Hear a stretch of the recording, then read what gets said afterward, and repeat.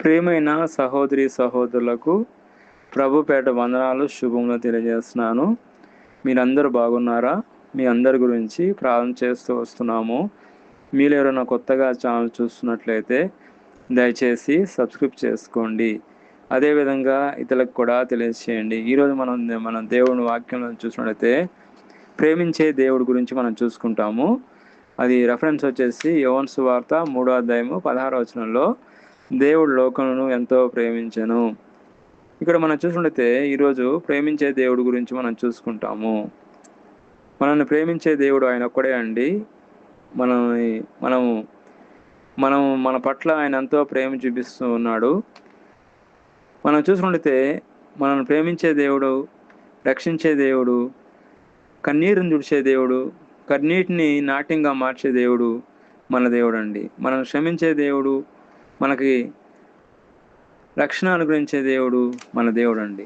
కాబట్టి మనల్ని ప్రేమించే దేవుడు నరకాన్ని ఎందుకు చేసినట్లు మనం చూసుకుంటే దేవుడు నరకాన్ని మన కోసం కాదండి, అపవాది వాని దూతలకు మాత్రమే చేయబడినది. అయితే మన దేవుడు మన పట్ల ఆయన ఉద్దేశం ఏంటంటే నరుల కొరకు పరలోకాన్ని సిద్ధపరిచాడండి. మనుషులందరూ ఆయన వద్దకే రావాలని ఆయన యొక్క ఆశ.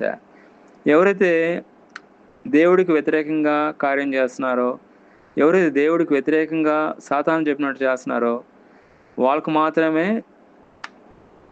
నరకం అనేది దేవుడు సిద్ధపరిచాడు. కాబట్టి మనం చూసుకుంటే నరులకు మాత్రము దేవుడు పరలోకమే సిద్ధపరిచాడు. కాబట్టి మనం చూసుకుంటే దేవుడు ఎంతో ప్రేమగల దేవుడు అండి. ఆయన ప్రేమించే దేవుడు, రక్షించే దేవుడు అండి.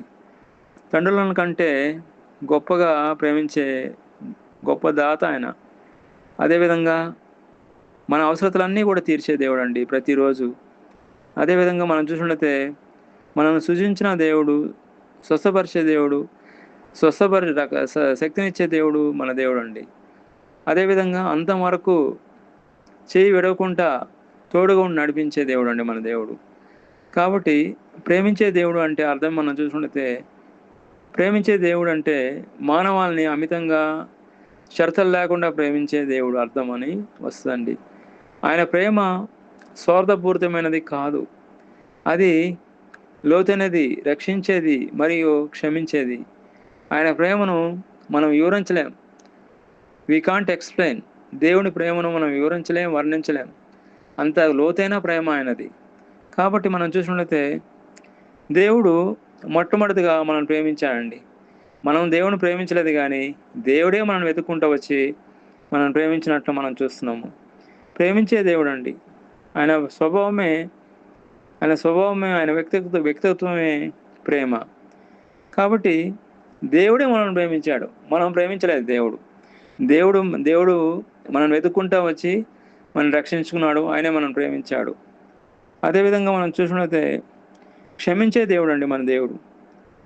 మనం చూసినట్టు మానవాళ్ళు పాపం చేసినప్పటికీ దేవుడు వారిని ప్రేమించి క్షమించడానికి మార్గము సిద్ధం చేశాడు. మనం ఇంకనే పాపలమే ఉండగానే క్రీస్తు మన కొరకు చనిపోయాను. రోమిలికి రాసిన పత్రిక 5వ అధ్యాయము 8వ వచనంలో రాయబడి ఉన్నది. కాబట్టి మన దేవుడు క్షమించే దేవుడు.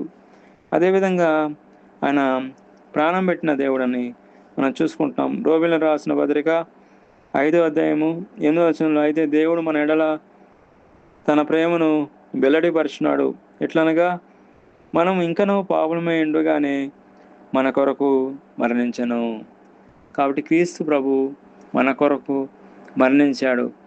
ఆయన మనల్ని ఎంతగానో ప్రేమిస్తున్నాడు. షరతులేని ప్రేమతో మనం ప్రేమిస్తున్నాడు. అగాపే ప్రేమతో మనం ప్రేమిస్తున్నాడు. కాబట్టి దేవుడి ఈ వాక్యం దీవించిన గాక. ప్రార్థన. ప్రేమైన మా పరలోక తండ్రి, యేసుక్రీస్తు ప్రభు పరిశుద్ధ నామమును బట్టి మీ సన్నిధికి వస్తున్నాం నాయన. అగాపే ప్రేమతో మనం ప్రేమిస్తున్నారు, షరతులేని ప్రేమతో మనం ప్రేమిస్తున్నారు. కాబట్టి మీకు వేలాది స్తోత్రం నాయన. అదేవిధంగా మీ ప్రేమను కలిగి జీవించే కృపను దయచేయమని ప్రభువైన యేసుక్రీస్తు నామములో ప్రార్థన చేస్తున్నాం తండ్రి. ఆమేన్.